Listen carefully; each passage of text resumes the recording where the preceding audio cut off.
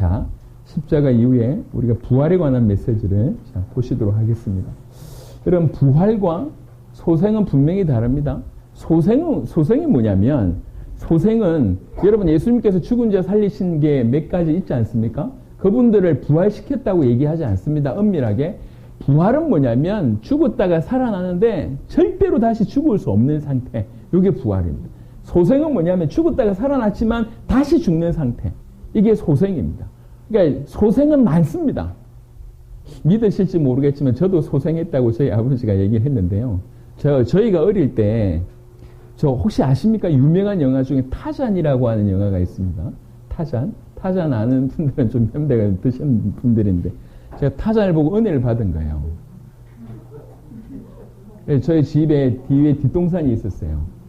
꼭대기에 나무가 크게 두 가지가 있었는데 제가 은혜를 받았어요. 타잔을 그게 올라갔어요. 그래가지고 나무에 올라가서 소리 지르면서 뛰었던 것 같아요. 그리고 나서는 기억이 없습니다. 머리에 이렇게 붕대 감았던 기억만 나는데 은혜도 잘 받아야 돼. 그래서 우리 전 세계에도 죽었다가 살아난 사람들은 많이 있습니다. 그건 소생입니다. 죽었다가 살아났지만 다시 죽어요. 왜? 요 죽을 몸으로 다시 살기 때문에 다시 죽습니다. 그건 소생입니다. 부활은 뭐냐면 다시는 죽을 수 없는 몸으로, 부활체의 몸으로 다시 살아나는 거, 이게 부활입니다. 부활. 그래서 예수님께서는 부활하셨음을 성경을 얘기하고 있는데 요한복음 11장 25절에 예수께서 이르시되 나는 부활이요 생명이니 나를 믿는 자는 죽어도 살겠고, 부활의 실체입니다. 부활의 주체이고 부활의 모든 것이라고 해도 과언이 아니죠. 나는 부활이다. 나는 생명이다 얘기합니다. 계시록 1장 18절에 곧 살아있는 자라 내가 전에 죽었었노라. 전에 죽었었지만 지금 살아있다. 볼지어다 이제 세세토록 살아있어 사망과 음부의 열쇠를 가졌노니 라고 얘기하고 있습니다. 예수님께서 부활하셔서 당신이 그리스도이심을, 하나님의 아들이심을 명확하게 전가하십니다. 고린도전서 15장 4절에 장사 지낸 바 되셨다가 성경대로 사흘 만에 다시 살아나서, 이것 또한 그냥 마음에 좀 살아나 볼까 이래서 살아난 게 아니고 성경대로 예언하신 대로 살아나셨습니다. 고린도전서 15장 20절에서 21절 그러나 이제 그리스도께서 죽은 자 가운데서 다시 살아나사, 중요한 건 살아나서 뭐 하려고요? 잠자는 자들의 첫 열매가 되셨도다. 사망이 한 사람으로 말미암았으니 죽은 자의 부활도 한 사람으로 말미암는도다. 여러분, 사망이 그 아담 때문에, 아담이 범죄 때문에 그 대가로 사망이 이르렀지 않습니까? 부활 또한 동일하게 한 사람으로 말미암아 우리에게 이른다는 거죠. 이 부활이 너무 우리에게 중요한 것은 나중에 좀 결론적으로 얘기하려고 했지만, 부활이 우리에게 주는 메시지가 뭐냐면 우리의 미래라는 거예요. 그게 우리의 미래다. 우리의 주님을 우리가 보게 됐을 때 이 시에 우리의 몸이 변화하여 부활체의 몸으로 변화하여 그분과 함께 영원토록 살게 됩니다. 그러니까 그분의 부활은 잠자는 자들, 우리의 첫 열매로 그분의 부활 자체가 우리의 미래라는 거죠. 우리의 앞서서 첫 열매로 보여주신다는 것입니다. 진실로 믿는 우리 모두는 예수님을 보게 됐을 때 부활체의 몸으로 그분을 보게 될 것입니다. 로마서 6장 9절부터 10절 이는 그리스도께서 죽은 자 가운데서 살아나셨으며 다시 죽지 아니하시고 사망이 다시 그를 주장하지 못할 줄 알미르라.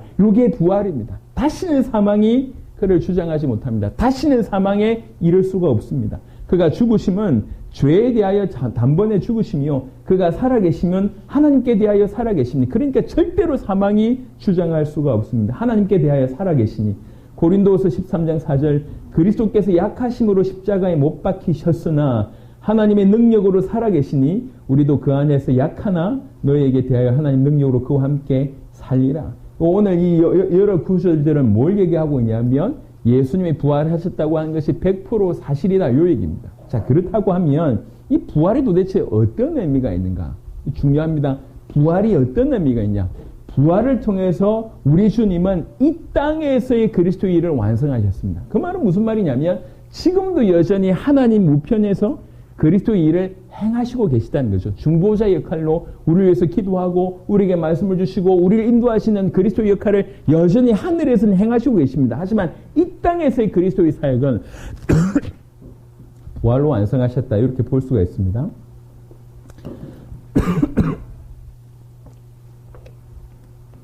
사도행전 17장에 3절에 보면 뜻을 풀어 그리스도가 해를 받고 죽은 자 가운데서 다시 살아나야 할 것을 증언하고 이르되 내가 너에게 전한 이 예수가 곧 그리스도라 하니 반드시 그리스도는 우리를 대신해서 죽으셔야 되고 그리고 반드시 다시 살아나야 됩니다.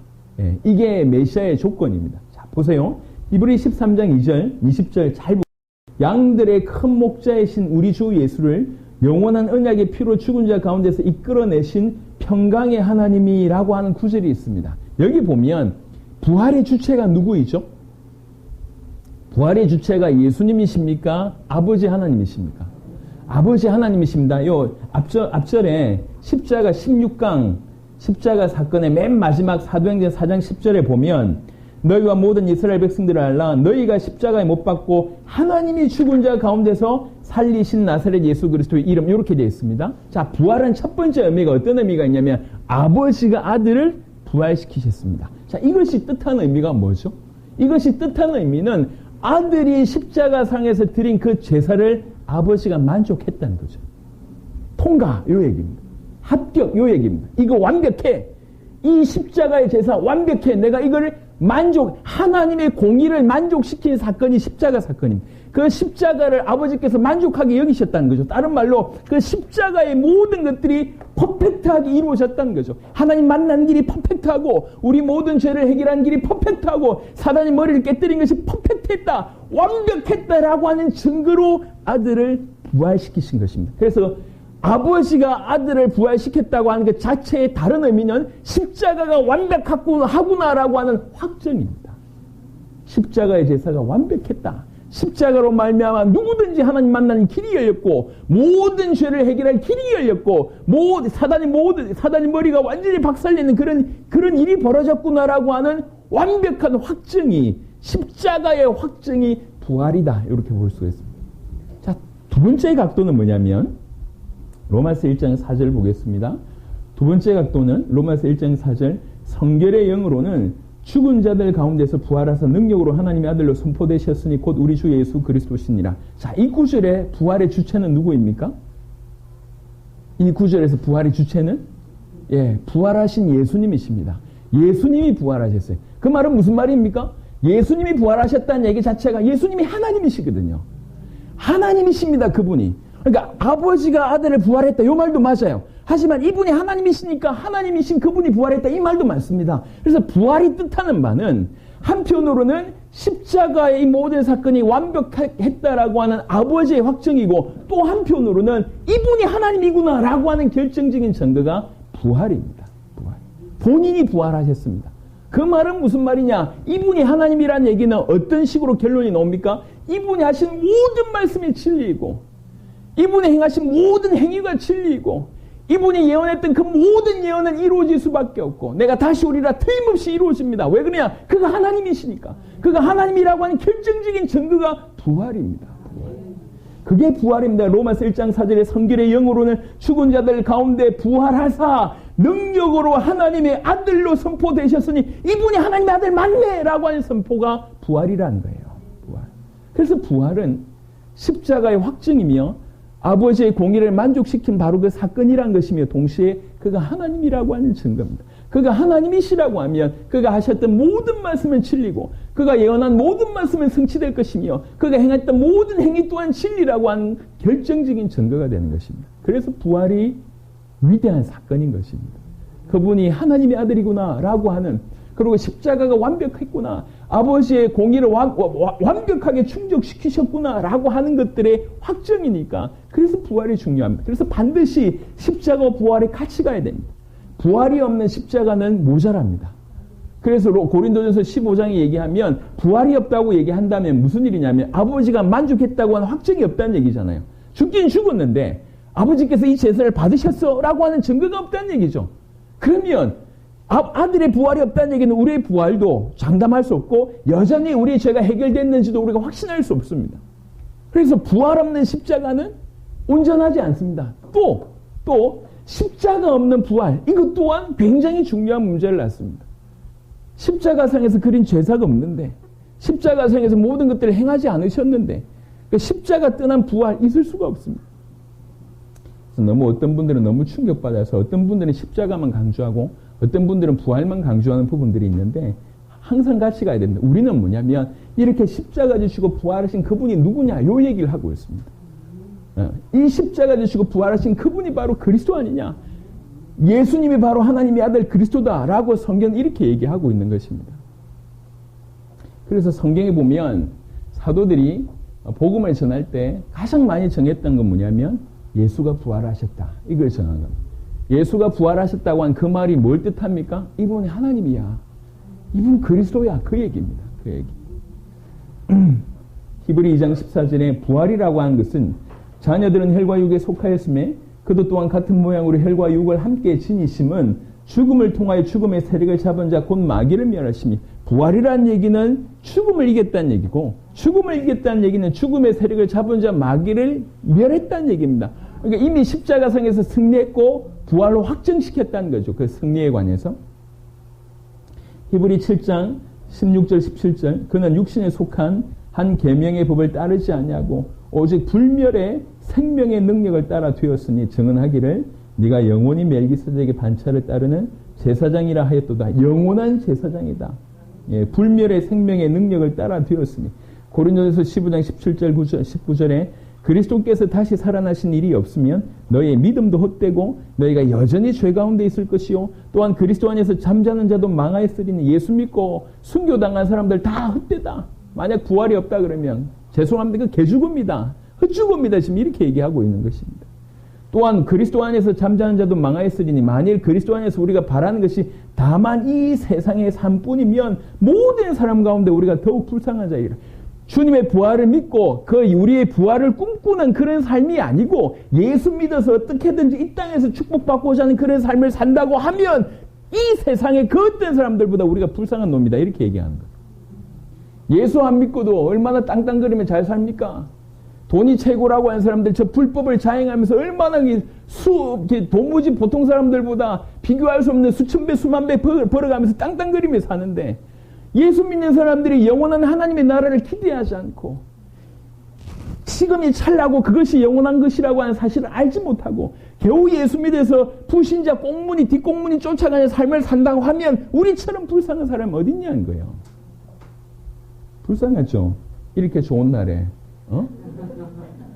공기 좋은 날에 지금 털에 박혀가지고 하루 종일 고래고래 과음 지르고 여러분들은 지금 잠을 이겨가면서 듣고 있는데 불쌍하지. 우리가 부활의 어떤 그게 아니면 이렇게 해가지고 이렇게 하면 좀 돈을 벌고 이렇게 하면 좀 응답받고 축복받는다고 이 자리에 앉아있다고 하면 얼마나 불쌍합니까? 그런데 그런 불쌍한 짓을 하고 있는 사람들이 너무 많아요. 다 그렇지는 않지만 큰 교회 사람들이 많이 갑니다. 많이 가는 이유 중에 하나가 뭐냐면 육신적인 유익을 위해서 가는 사람들이 많아요. 그럼 프로그램 잘 돼 있잖아요. 그러니까 아이들 프로그램 위해서도 가고 거기 가서 이제 나는 무슨 사업 합니다. 밝혀주면 서로 이용할 거 아니에요.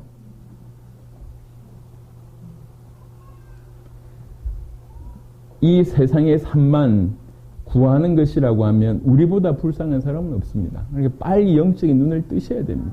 하나님 나라를 볼 줄 알고. 그러니까 이 땅에서 우리가 하나님 나라를 위해서 살 수 있다는 것처럼 축복이 없습니다. 그 영원한 것을 위해서 이 땅에 그 찰나 동안 그 영원한 것을 바라보고 영원한 것을 위해서 인생을 투자하고 물질을 투자하고 자기 생애를 투자하는 것처럼 가치 있는 건 없습니다. 그거는 하나님이 은혜 주시지 않으면 불가능한 일 같아요. 여러분 돈이 얼마나 귀합니까? 이 돈 가지고 자기에게 쓸 게 얼마나 많습니까? 그런데 이 귀중한 돈을 목숨 같은 돈을 저 보이지 않지만 믿음으로 하나님이 나를 위해서 내놓는 거예요. 있을 수 없지 않습니까? 그런 인생을 사는 겁니다. 하나님 보실 때 그게 얼마나 귀하겠습니까? 여러분 주변에도 그런 사람들이 있어요. 진짜 주와 복음을 위해서 10의 9를 헌신하겠다. 10의 9조를 드렸으면 좋겠다는 걸로 믿음으로 뛰는 사람이 있습니다. 미쳤다고 하죠. 주변의 사람들은. 근데 그렇게 사는 사람들이 있어요. 그 얼마나 복됩니까? 많이 드려서 복되다는 게 아니라 그 마음이 복된 거 아니에요. 10의 9조를 하나님께 드리고 싶어요. 정세가 더 심해져요. 정세가 더 심해져서 10의 9조를 드리고 싶어요. 얼마나 그 마음이 복됩니까? 아까 말씀드렸듯이 극단적인 성향 가진 사람 말고 원래 정상적인 사람인데 은혜 받아가지고 어떻게든 모든 것을 드리고 싶어서. 최근에 유튜브 보면 이제 이렇게 조회수가 굉장히 높은 것들이 많습니다. 그 중에 아주 조회수가 높은 것 중에 하나가 11조 꼭 해야 됩니까? 이런 거 엄청 조회수 높습니다. 왜 봅니까? 어쨌든지 좀 덜 드리고 싶은데 요거 보니까 안 드려도 된다고 하니까 이게 마음의 위로를 받는 거예요. 또 어떤 분들이 얘기합니다. 세금 떼고 드려야 됩니까? 안 떼고 드려야 됩니까? 이 질문한 의도가 뭡니까? 예, 12일은 드리고 싶은데 합법적으로 하고 싶은데 드리긴 아깝고 이런 거예요. 그래서 떼고 드려라. 그럼 할렐루야. 이렇게 되는 거예요. 여러분 이 수준이 뭐냐면 이게 하나님과의 관계가 전혀 없는 겁니다. 그냥 율법이에요. 그냥 종교예요. 11조를 드리는 의도가 뭐냐면 내 모든 것이 주의 것입니다. 근데 이 땅에서 내가 삶을 살아야 되니까 모든 걸 드리는 마음으로 12일을 드리는 거예요. 그게 11조예요. 그거 떼먹으면 하나님이 벌하시고 이런 수준이 아니라니까. 내 모든 것을 드리는 마음으로 드리는 것이 10의 1입니다. 근데 그거를 세금 떼야 됩니까? 안 떼야 됩니까?를 질문할 정도면, 그리고 꼭 이거는 안 드려도 된다라고 하는 말이 위로받을 정도면 하나님하고 상관없는 사람이지. 왜 믿냔 말이에요. 왜 믿냐? 하나님은 사라지고 종교만 남아있어서 그럽니다. 그러니까 지옥은 가기 싫고 지옥은 안 가고 싶고 근데 이 땅의 삶은 너무 좋고 그래서 대부분의 기독교인들이 주님 안 오셨으면 좋겠습니다. 아니면 오시더라도 천천히 오세요. 굳이 그렇게 빨리 오실 필요 있습니까? 천천히 오세요. 이런 믿음을 가지고 있어요. 오시는 건 좋은데 우리 아들 다 크고 나서 오시는 건 좋은데 우리 손자 크고 나서 이러고 앉아 있습니다. 주님 오시는 거 전혀 기대 안 합니다. 하나님 기뻐하실지 모르겠습니다. 전부 세상입니다. 세상. 자, 이제 부활이 크게 두 가지 의미를 말씀을 드렸습니다. 아버지의 공의를 만족시키셨고 그 십자가의 제사가 완벽했다고 하는 증거로 아버지께서 부활시켰다. 두 번째는 아들이 부활하셨다. 그 말은 그가 하나님의 아들이다 라고 하는 결정적인 증거다. 그래서 부활이 중요한 겁니다. 자, 세 번째 의미는 이 부활이 우리에게 주신 축복이 뭐냐면 그 부활이 우리의 미래이기 때문에 그랬습니다. 그래서 그것이 우리의 소망이 되는 거예요. 부활로 말미암아 주신 축복, 사도행전 17장 31절, 이는 정하신 사람으로 하여금 천하를 공의로 심판할 날을 작정하시고 그를 죽은 자 가운데서 다시 살리신 것으로 이것이 뭐가 되냐면 모든 사람에게 믿을 만한 증거라는 거죠. 이 부활 자체가 모든 사람이 믿을 만한 증거다. 로마서 4장 25절에 우리를 의롭다 하시기 위해서 살아나셨다. 아까 언급했습니다. 로마서 5장 9절부터 10절에 그러면 이제 우리가 그의 피로 말미암아 의롭다 하심을 받았으니 그로 말미암아 진노하심에서 구원을 받을 것이니 곧 우리가 원수되었을 때 그의 아들의 죽으심으로 말미암아 하나님과 화목하게 되었은즉 화목하게 된 자로서는 우리는 그리스도와 하나님과 화목하게 된 우리로서는 더욱 그의 살아나심으로 말미암아 구원을 받을 것이다. 이 구원이 확정이라는 것입니다. 그 부활로 말미암아 그것이 확정됐다고 얘기한 것이고 그 부활을 진실로 믿을 때 이런 참된 구원이 임한다는 부분입니다. 로마서 8장 11절에 예수를 죽은 자 가운데서 살리신 이의 영이 너희 안에 거하시면 그리스도 예수를 죽은 자 가운데서 살리신 이가 너희 안에 거하시는 그의 영으로 말미암아 너희 죽을 몸도 살리시리라. 무슨 말입니까? 아까 소생을 얘기했습니다. 우리 몸은 죽을 수밖에 없는 몸이에요. 죽을 몸이에요. 이 죽을 몸이 다시 죽었다가 일어나는 건 소생입니다. 하지만 부활은 뭐냐면 이 죽을 몸이 죽었다가 다시는 죽지 아니하는 몸으로 산다는 거죠. 그러니까 아버지께서 아들을 그렇게 하셨던 것처럼 우리 또한 이 죽을 몸도 다시 살리신다. 이렇게 얘기하는 것입니다. 이게 우리의 미래입니다.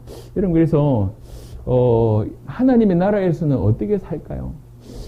기왕이면 좀 성형수술된 몸으로 조금 더 좀 괜찮은 상태로 좀 했으면 좋겠는데 이 상태로 영원히 살면 조금 거시기한데 이런 생각도 좀 들긴 합니다. 그런데 부활체의 몸을 보시면 예수님께서 보시면 이제 생전의 모습으로 제자들이 알아볼 수 있는 모습으로 변했다고 합니다.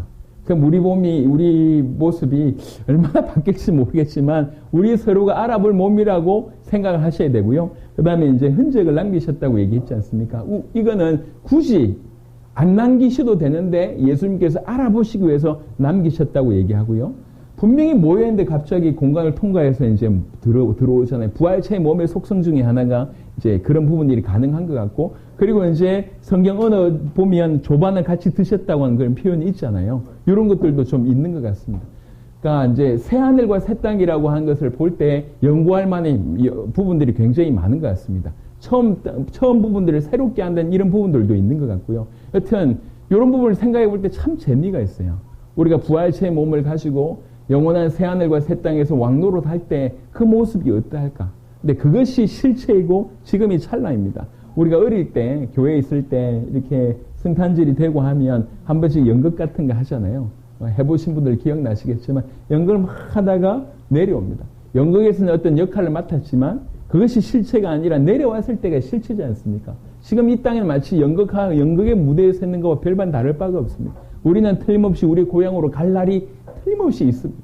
영원한 하나님의 나라로 갈든지 그렇지 않은 일이 벌어지든지.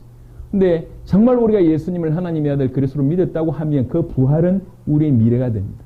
그 부활체의 몸이 우리의 미래의 모습이 되는 것입니다. 그것이 믿을 만한 증거고 그것이 산 소망이 된다고 얘기합니다. 고린도후서 4장 14절에 주 예수를 다시 살리신 이가 예수와 함께 우리도 다시 살리사 너희와 함께 그 앞에 서게 하실 줄을 아노라. 틀림없이 우리는 이런 일이 벌어질 것입니다.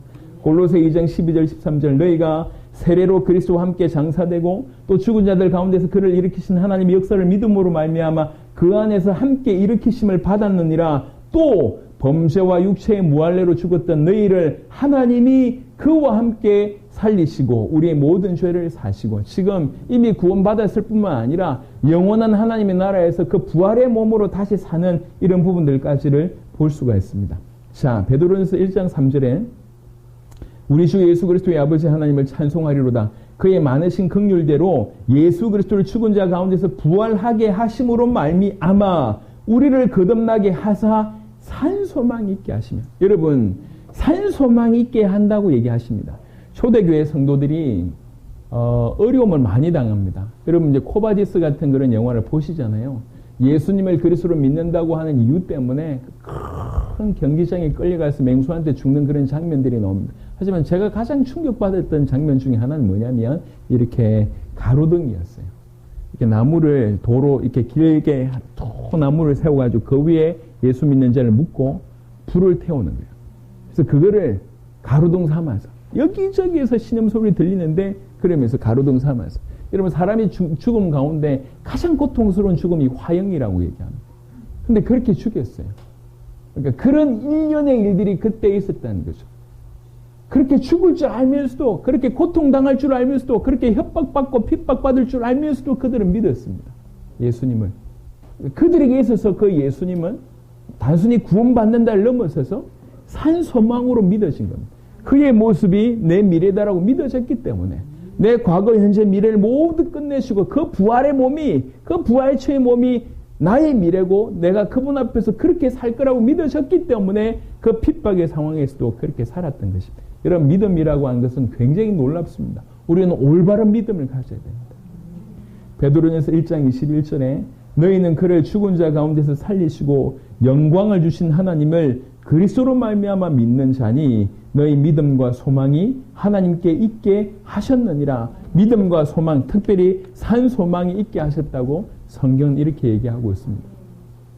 부활은 참으로 신비입니다. 십자가도 신비이지만 예수님이 부활하셨다고 하는 그 자체가 그분이 하나님의 아들이라고 하는 결정적인 증거이며 또 십자가가 완벽하고 하나님의 공의를 만족시키셨고 하나님이 그것을 흠량하셨다고 하는 결정적인 증거입니다. 모든 문제가 해결된 것입니다. 하나님 만나는 길이 바로 열렸다고 하는 결정적인 증거, 사단의 머리가 박살났다고 하는 증거, 이 모든 죄가 해결됐다고 하는 결정적인 증거가 그 부활이고 동시에 이 부활이 우리의 미래를 얘기해 주는 거죠.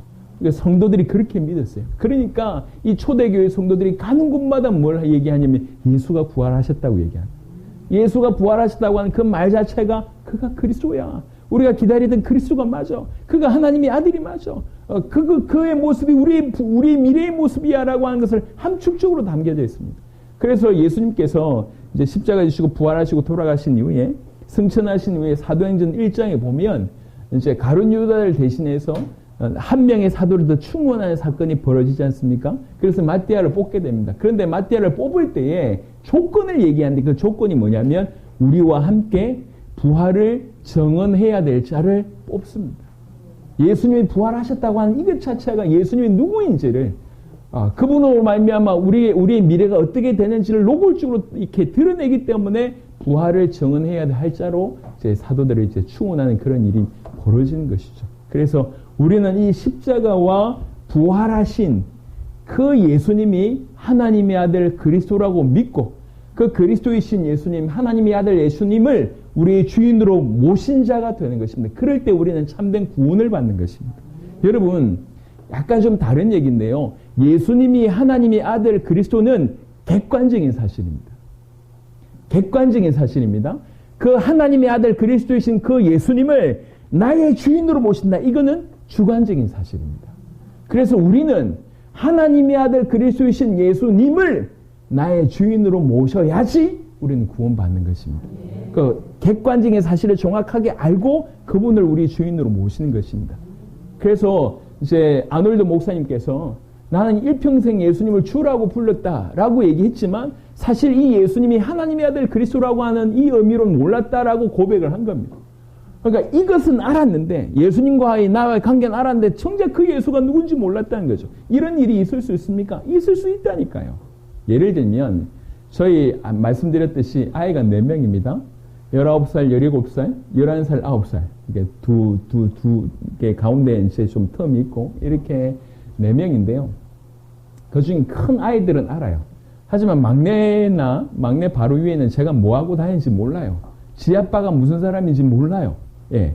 지 아빠가 지금 세계에서 뭐하고 돌아다니며 오늘 합천에 왜 하는지 몰라요. 고작 묻는 것이 어떤 숙소에 머무냐 물어봅니다. 거기에 수영장이 있냐고 물어보고.